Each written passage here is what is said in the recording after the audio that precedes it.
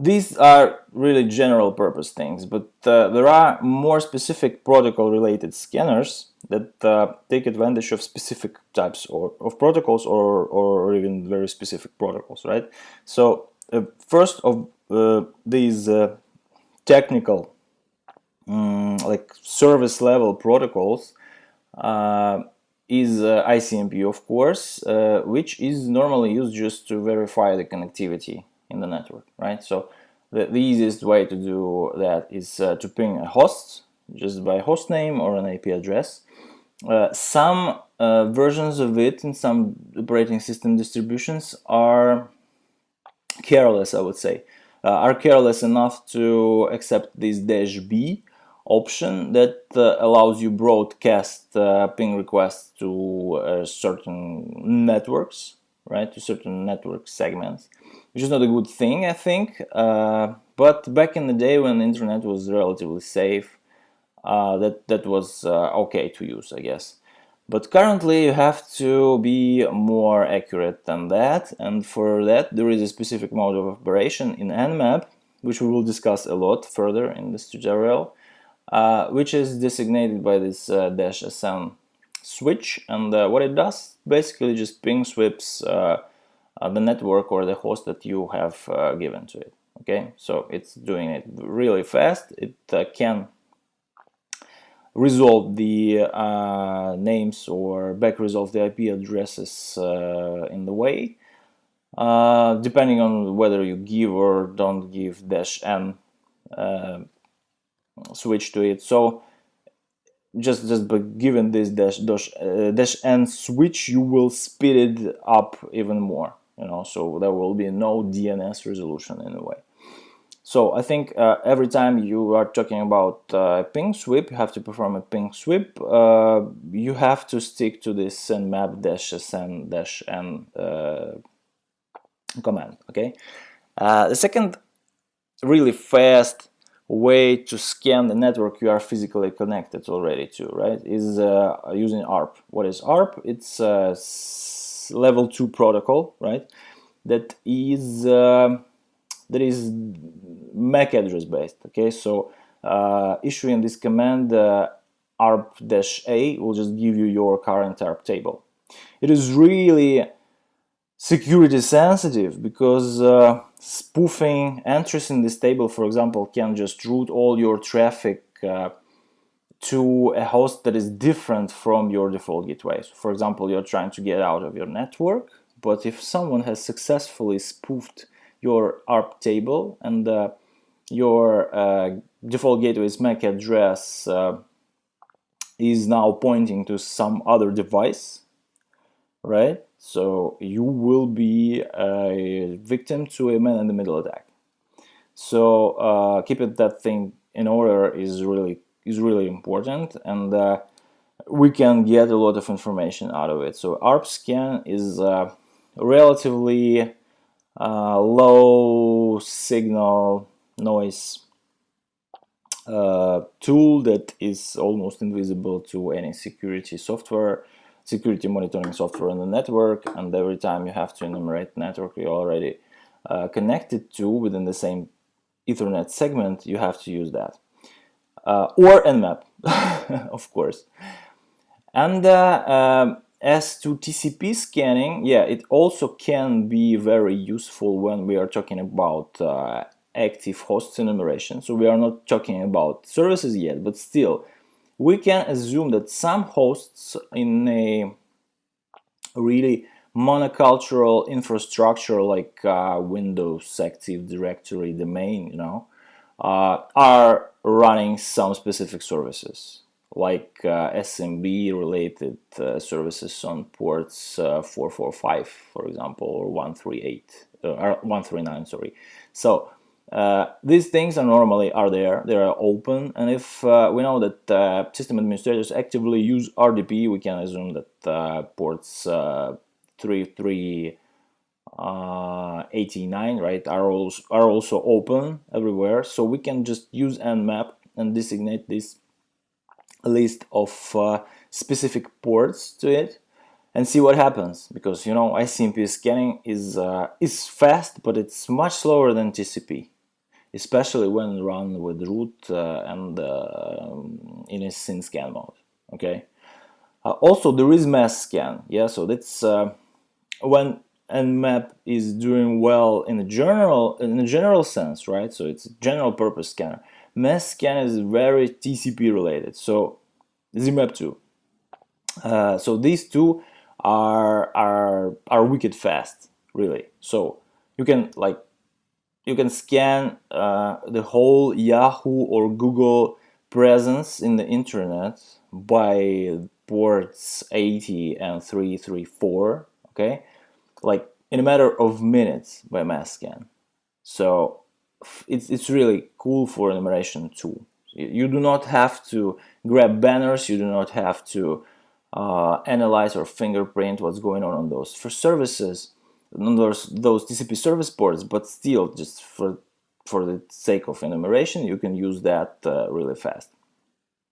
Okay, so these are things that are doing their job more or less accurately, right?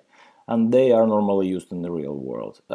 What is this notion of custom tools here? So just to give you an idea, this is this is network stuff, you know. So it's a really complicated thing. And the good thing about the people who are coming from networking world to penetration testing is that they are already prepared to the most of theoretical stuff they will encounter. So they will be able to understand how things interoperate through the network, and it will give them a really good basis for understanding of what's going on inside of those things. Okay, so you see the applications, you have no idea how they are designed, how all these .NET, Ruby on Rails, or Swift frameworks are affecting the architecture of specific applications, but you know what data is transmitted between them, between the client and the server, between different peer-to-peer applications, and so on. So this knowledge, if you have it, if you have this networking background, it will be very valuable in penetration testing. And the first thing you can apply it to is this custom tools. So these are the tools that hping and nping are mostly equivalent, but nping is it's contained in nmap installation. Okay, so these are the tools for crafting different packets and sending them, of course, and then listening to what is coming back. So this is like packet crafting toolkits that can give you an ability to just pretend anything on the network. You know, so this can be really cool when you are trying to maintain a low profile on the network, first of all. Yeah, so we will do something really custom, not to get caught by signature based security monitoring tools. Okay, so this will come handy. The second one, Skeppy. The Skeppy is a tool that it's a framework. It's rather a framework that extends your Python scripting abilities enormously in terms of networking. Okay, so it's just a module. Technically, it's just a module and the interface to it that allows you to build web clients, TCP clients, UDP servers, web servers, all this type of stuff. So any component of network interoperability in a matter of minutes.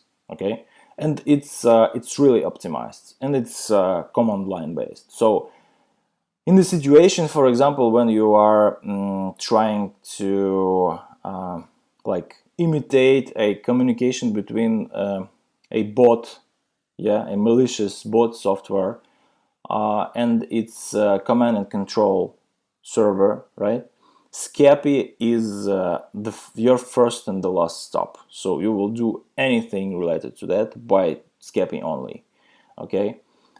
In the situation when you have a large pickup file, like you know, I don't know, like multiple gigabytes of pcap network dumps collected from the network, yeah, there is not much you can do with Wireshark, because it will be really resource consuming to open it and filter and operate and process it in Wireshark in a graphical mode. Scapy, on the other hand, it can parse these large amounts of information really effectively, really fast, and with really low resource consumption. So take a look at it. It's really like the mode du jour right now. So passive is like not doing anything really. Okay, so just as the contrary to active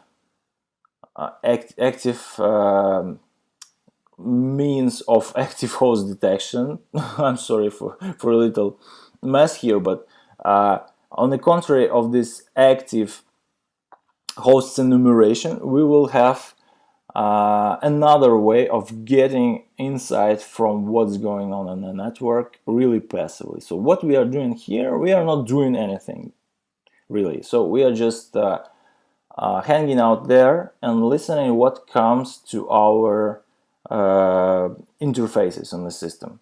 Yeah, not responding to anything, just listening.